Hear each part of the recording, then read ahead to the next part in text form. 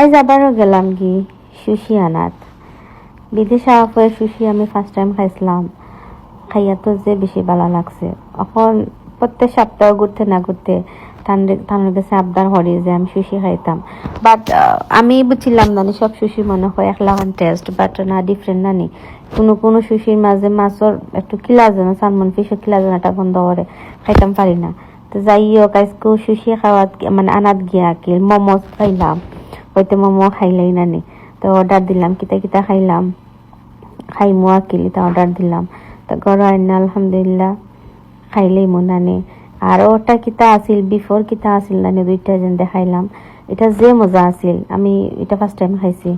ঠিক আছে, চিজ আর বিফ দিয়া কেল করছে কিতা মজাও আছিল। আর আজকেও দুই জাতের সুশি আনছি। ঠিক আছে, একটা আমি সবসময় রেগুলার যেটা খাই, আমি যে বেশি ভালো লাগছে বিদেশে আবার ফার্স্ট টাইম খাইছিলাম, যেটা খাই আমার বেশি ভালো লাগছে ওটা আনছি। আর আজকে একটা ডিফারেন্ট আনছি, এদিন আনছিলাম একটা সালমন ফিশর। এটা আমার কাছে কি তাহলে ফলা ফার্স্ট টাইম ভালো লাগছে।